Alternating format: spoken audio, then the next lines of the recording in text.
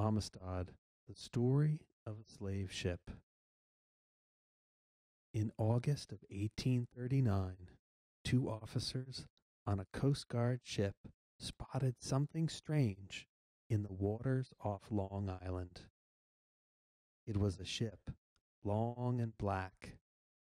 It was flying a Spanish flag, and its name was Amistad. In Spanish, that means friendship. What was so strange about the ship? Its sails were in shreds. There was no captain. The ship was just drifting, going nowhere. And a group of black men were on deck, yelling. What were they doing? Why had the ship come to New York? Who were the people on board? The officers decided to find out, so they rowed out to the ship. They did not know that they were now part of one of the strangest and most interesting stories in American history. The story began many months earlier in Sierra Leone on the west coast of Africa. A man named Sengbe Pie lived in a small village. You say his name like this, Sangbe Pie. He belonged to the Mende tribe. You say it like this, Mende. Sengbe had grown up in a round house with a grass cone-shaped roof. Later on, he built the same kind of house for his wife and 3 children. He was a wealthy rice farmer, a leader among his people. One day, Sengbe was taking a walk alone. Suddenly, some men surrounded him. Sengbe fought to get away, but the men had guns. They were slave catchers. They were kidnapping him. Sengbe was dragged into the belly of a slave ship. Hundreds of men, women, and children were packed inside. The ship was bound for Cuba. Chained together in the darkness like animals, the people cried. They begged for mercy. Sengbe thought he would go mad. There was no room to stretch or turn. The smell was sickening. It took 2 months for the slave ship to cross the Atlantic Ocean and reach Cuba. Many of the Africans had died. Some had been killed. Some had killed themselves during the horrible trip. But Sengbe clung to life. What lay ahead?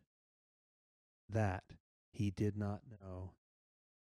Still, he did not lose hope. He wanted to see his family again. I will live for them, he told himself. He would find a way back home. Page 15. In Cuba, the Africans were given Spanish names. Sengbe became Joseph Cinque. Then, a few days later, he was herded onto another ship, the Amistad. It was bound for Brazil on the east coast of South America.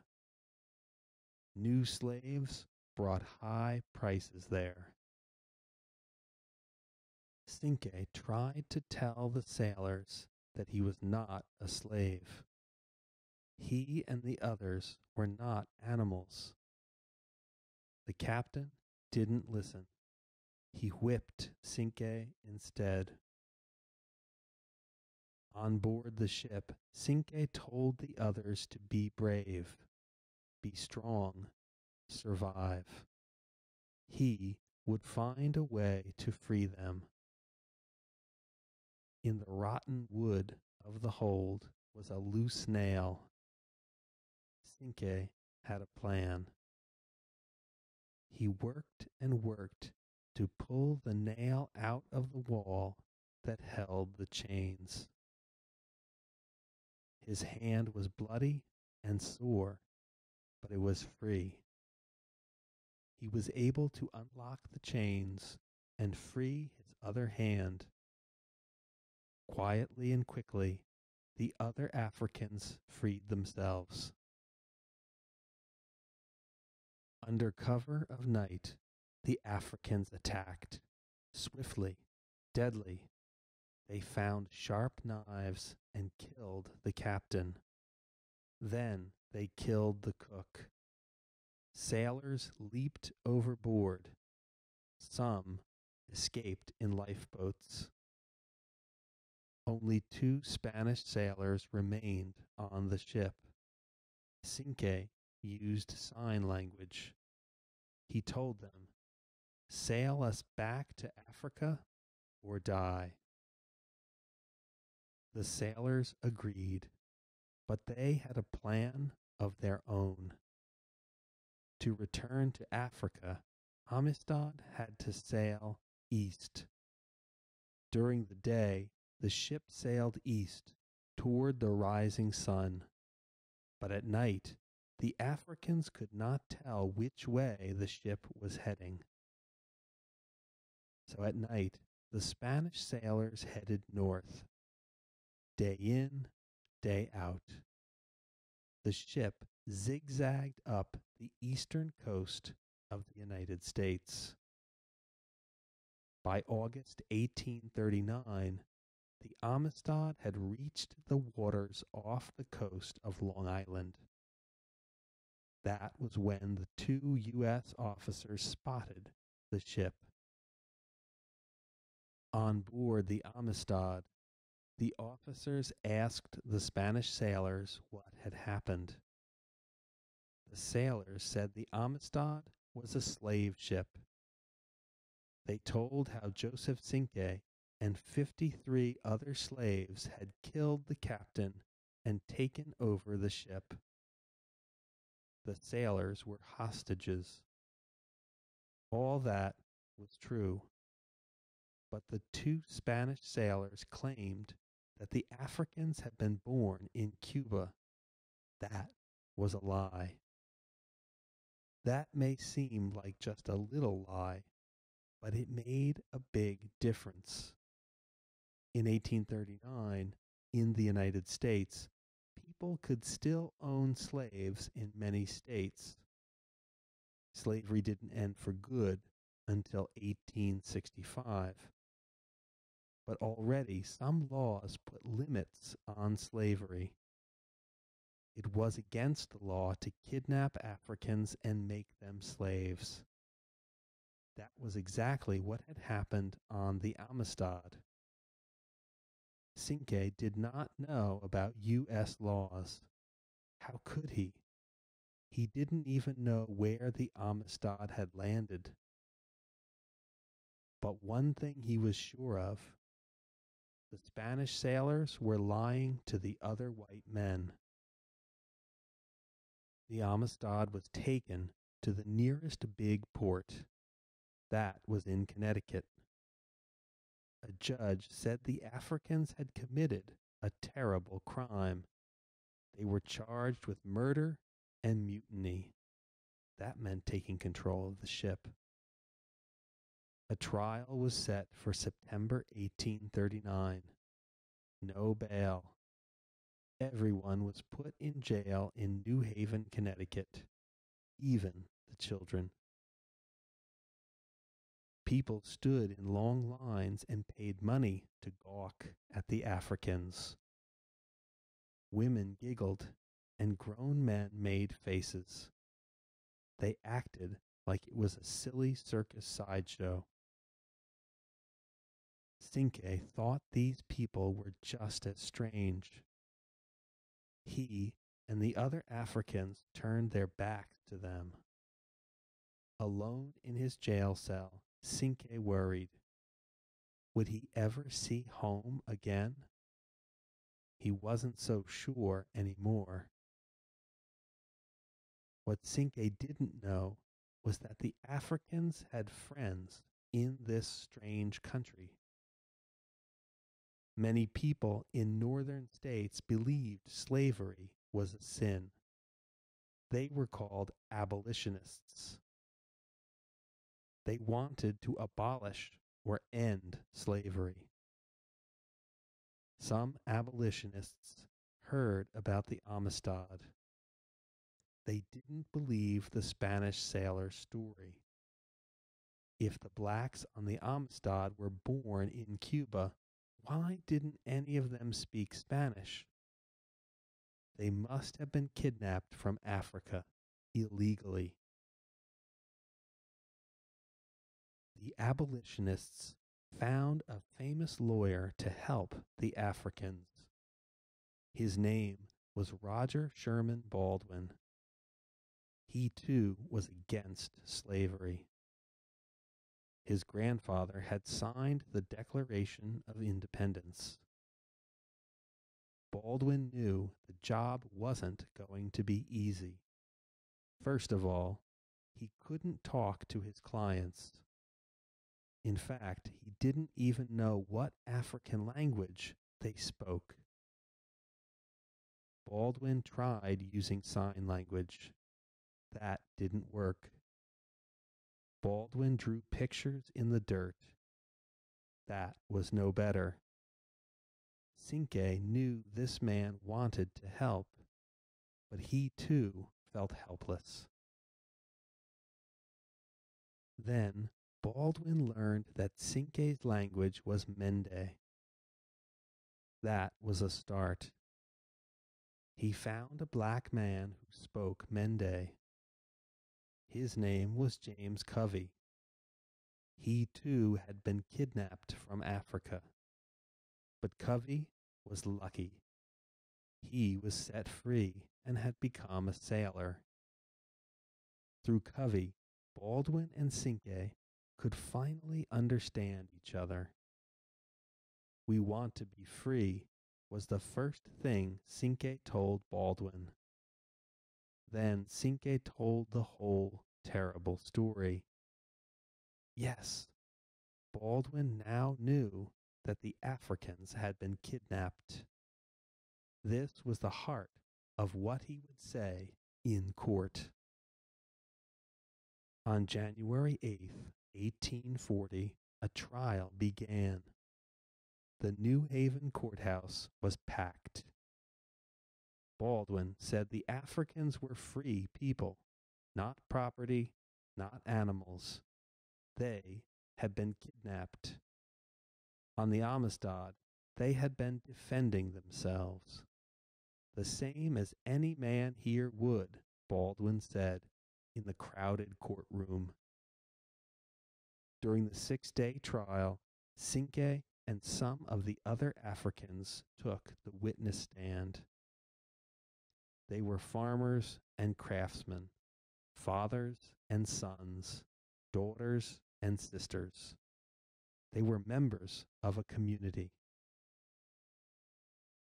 Cinque told how much freedom meant to the Mende people.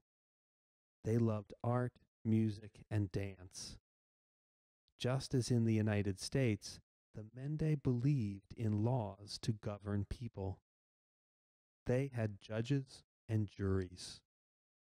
"We are men too," Cinque told the judge. The judge agreed. He ruled that the Amistad Africans were born free and still are free and not slaves. What a victory! Cinque and the others thought the terrible time was over at last. But it was too soon to celebrate. Their lawyer, Roger Baldwin, had bad news. The government of Spain insisted that the Africans were their property. It didn't matter what a judge in New Haven, Connecticut said. Even worse, Martin Van Buren, the President of the United States, agreed with Spain. What was going to happen now? There had to be another trial. The Supreme Court would judge the case. The Supreme Court was the highest court in the United States. But the new trial would not take place for another year. In the meantime, the Amistad Africans went back to jail. Cinque was angry. Still, he told the Africans to be patient. Do not lose hope. The people of New Haven were on the Africans' side. The Africans didn't belong in jail. It was dirty. The food was terrible. Some of the Africans fell sick. Fresh water and dry, clean clothes were brought to them. Still, everyone had to stay in jail, even the children. Roger Baldwin needed help to win the new trial. It was clear that the president was not going to help. But maybe someone else important would. Baldwin went to see a former president, John Quincy Adams. John Quincy Adams had been president from 1825 to 1829. He was also the son of President John Adams. Now he was a member of the House of Representatives. He was 73 years old, but his mind was sharp. His tongue was even sharper, and he knew all about the law. John Quincy Adams visited the Africans in jail. He was shocked at how young they were. Not one of them is over 30 years of age, he wrote in his diary. By now, 2 of the Mende people had learned to write in English. They sent a letter to Adams. Please tell the great court our story, they asked. Adams was moved by their plea for help. He was also very worried. Oh, how shall I do justice to this case and to these men? But he would try his best. Months passed. Many of the sick prisoners died in jail. By the next trial, on March 1st, 1841, there were only 37 Amistad Africans still alive. The Supreme Court was in Washington, D.C. To win the case, the lawyers had to convince at least 5 judges that the Africans were not slaves. But 5 of the judges were from slave states. Would any of them believe the Africans were innocent? First, the side against the Africans presented its case. The lawyer said the Africans were on a Spanish ship. They were the property of Spain. They should be returned to Spain for trial. Next, it was Roger Baldwin's turn. Over 3 days, he spoke for more than 14 hours. We are not talking about what to do with a chair or a table, but flesh and blood human beings, he told the judges on the Supreme Court. Then finally, it was John Quincy Adams' turn. He was famous as a great speaker. These men are not criminals. They were defending themselves as free men. Adams compared Cinque and the others to heroes in the American Revolution. Patrick Henry had fought for freedom. He had said, "Give me liberty or give me death." Was Patrick Henry a criminal? Adams asked the judges. It was very quiet in the courtroom. The only sound was Adams's booming voice. No, he said, he was a hero. A majority of the Supreme Court justices agreed. Adams won the case. The Amistad Africans were free at last. When they learned the news, they leaped for joy. Nobody, not even the president, could change the decision of the Supreme Court. It was March 9th, 1841. 2 long and terrible years had passed since their kidnapping in Africa. They wanted to show their thanks. They presented John Quincy Adams with a Bible. Inside were the words, "We thank you very much because you make us free." After all his time in the United States, Cinque knew English well. He rarely spoke it in public.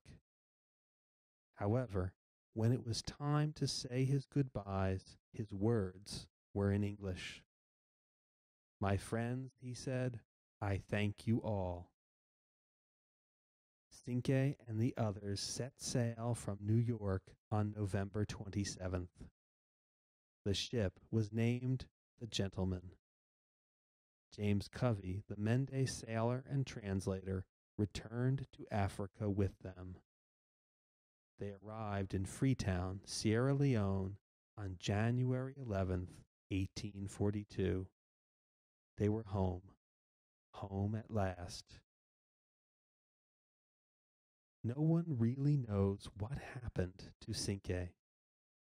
There were reports that he was happy and well at home with his wife and children, living in freedom again. In the United States, slavery continued for more than 20 years. It took the Civil War and a constitutional amendment to end slavery for good. Still, the Amistad case gave hope to all people fighting against it. "We are men too," Cinque had said at his trial. His words stabbed at the heart of slavery. The end.